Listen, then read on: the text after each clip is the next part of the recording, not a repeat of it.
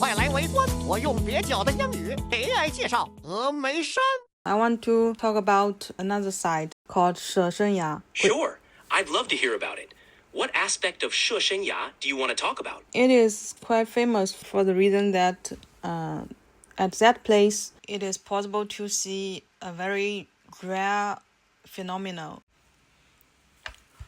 You can see a special light called the Buddha's halo.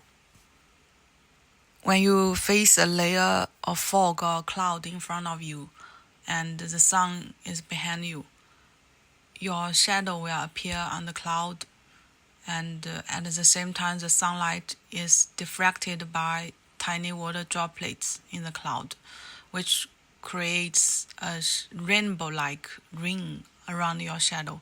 So it looks like your shadow is glowing on the cloud, and it's really amazing. And for many believers, they regard this phenomena as some message from the Buddha. And for photographers, they are keen to wait for such kind of rare phenomenon in order to capture this rare image or videos. So we also visited there, but when we got there, the weather condition was not suitable for that. It only occurred on certain weather conditions, but on that day it was too cloudy. What I saw was just a blanket of fog and mist covering the entire sky and the mountains. The view is very vague. I cannot even clearly see the sunlight. That sounds like... Go on. Sure. So, you visited She Shen Ya, which is famous for that rare phenomenon where rings appear around the sun, often seen as a spiritual sign by believers. Photographers flock there hoping to capture this incredible sight.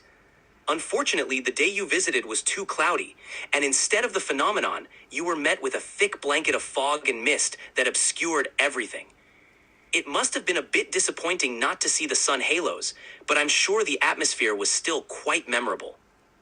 Yes, it was still impressive to see so much cloud at the summit. And we also saw Gongga Mountain.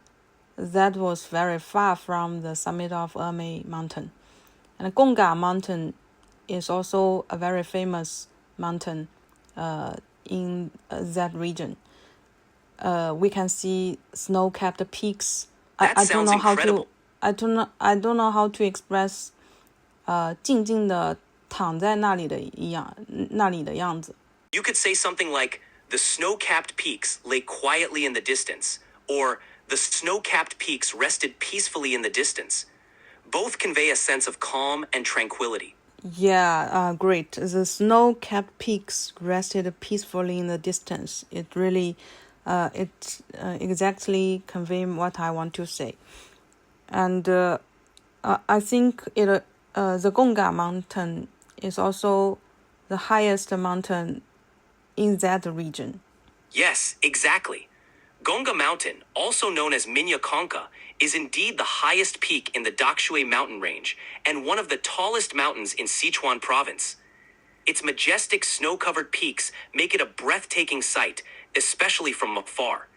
I'm glad the phrase captures your feeling perfectly. The entire trip is still full of memories, and here is a final tip for future visitors.